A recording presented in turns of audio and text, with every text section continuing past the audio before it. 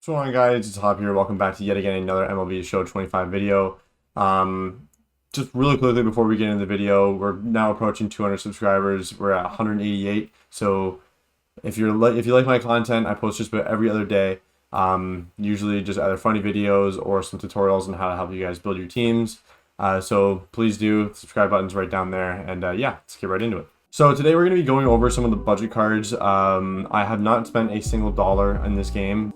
Basically, what I consider to be a budget card is somebody that you can use pretty consistently, whether it's on your bench or inside of your lineup, that you can get for pretty quickly within the game, or just for very few stubs. So right now, I'd say the number one budget card in the game is Elly De La Cruz. He's only going for around 15 to 20k. He's a switch hitter. He's a righty killer. But he can also hit lefties pretty well. And he's an absolute demon on the base paths there. As you can see, he has 99 speed, as well as 99 steal and 99 arm, and he also can play third. Another couple, my entire bench is all budget cards here. We have Matt Shaw as well. He plays second and short, but he is a quality bat as well as a good fielder. Mark McGwire and Kyle Schwarber are both... Mark McGwire, you can't get him anymore for free. He was a first inning boss. However, if you were able to complete the first inning and get Mark McGwire, I'd say he's quite the quality power hitter. I don't have him anymore in my lineup just because I have Aaron Judge. But Kyle Schwarber is also the same thing, but just on the left side of the plate, and he is through the Team Affinity program. The non-budget cards I have in my lineup are Ted Simmons, Aaron Judge, Bobby Witt Jr., and Whit Merrifield. I'd say that they're very much on the non-budget side of things. However, Reggie Sanders is a very good budget card. If you get Elly De La Cruz, you can complete the Cincinnati Reds collection, and that gives you Reggie Sanders. As you can see here, he's a very good right fielder. The only downside to him is his contact against righties. But honestly, I have him parallel 5. I have no complaints. He's one of my best bats. Regardless, another one is Manny Ramirez. He's also through the first inning program. He is quite the quality bat as well. I would not recommend putting him in left field like I have him. He's not that fast, so when it comes to fielding, he's not that great. However, he's a very good at bat. He's very good at the plate. Jordan Westburg, he is through the April Spotlight program. If you complete all the moments and complete the entire program, you get Jordan Westburg. He can play second base and short. He's a stud out in the field, as well as he has 90 speed and 99 clutch to go with his decent power at the plate. I have him in my 3 spot right now. He is quite the quality bat as well as Christian Campbell. Christian Campbell right now is on the marketplace going between 10 and 15,000 stubs. He is very, very good at second base, and he can easily, if not, be used on your bench as a utility guy. He plays second, third, short, left, center, and right field. Very quality speed. 74 is good. It's all right. Fielding, arm, both at 74 as well. He has all right clutch at 77. But his contact and his power speak for themselves. He is a very good batter. I have nothing but good things to say about Christian Campbell at the plate. And then also lastly is Anthony Rizzo. When it comes to position players, Anthony Rizzo is the cream of the crop as well. He has 89 fielding. At parallel 5, he'll have 91. Very slow, but as a lefty, he kills other lefties with contact. He has very good contact against lefties, and then against righties, 83 and 89 contact power respectively is very good with 95 clutch.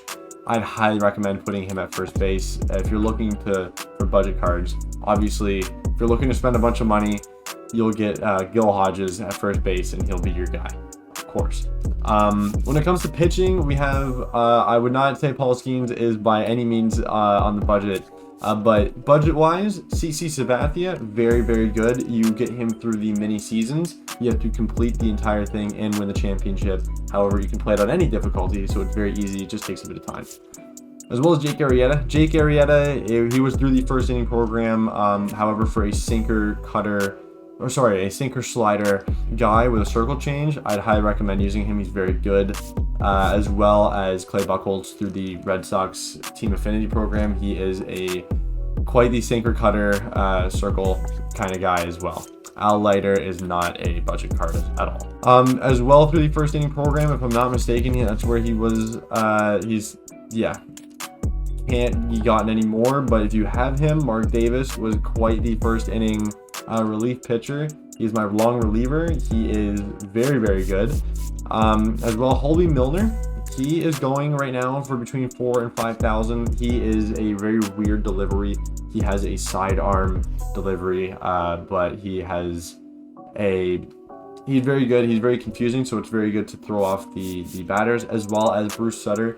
The complicated thing about Bruce Sutter right now he is 80 overall, so it doesn't look that great. However, he does have the Cornerstone Evolution program, so you can get him to be a Diamond 87, which is what I'm working on, but he features a wicked splitter 4-seam slider combo, and he has unbelievably good control as well as break on those pitches, so they can kind of go anywhere that you want them, and they break a lot. But other than that, that's really all I would have to say about budget cards. If you're also looking for other budget cards, I would highly recommend going through your Team Affinity programs. The other one I would recommend is the James Wood. I never bothered with him because I have a good left and right fielder, but he is quite the speedy fielder with some pretty good pop at the plate, with as batting as a lefty, so he's a little bit flimsy there. I'm not a huge fan of batting with lefties, but he has a good arm, good speed out there, and I would recommend using him if you're looking to do no money spent on your lineups. The other way, as well as going through assorted programs, you can also get the David Ortiz. You can get things like the Max Scherzer. JD Martinez is quite the Cornerstone Evolution as well. He has quite the power at the plate besides against lefties, even though his lefty power is 82, and then his clutch is also through the roof. So he is going to be quite the DH when it comes to like once you get him. As well, I would highly recommend, there's the Bruce Sutter, and then that's where you get the Jordan Westburg. Trent Grisham does not look like quite as good. He has solid hitting, however his fielding is good, but his speed as a center fielder is only 54, so I wouldn't really recommend relying on him to being your center fielder, and he has no secondary positions, and he bats from the left. There's a bunch of things that I just don't really appreciate about him, especially when I have a guy like Whit Merrifield at my center field.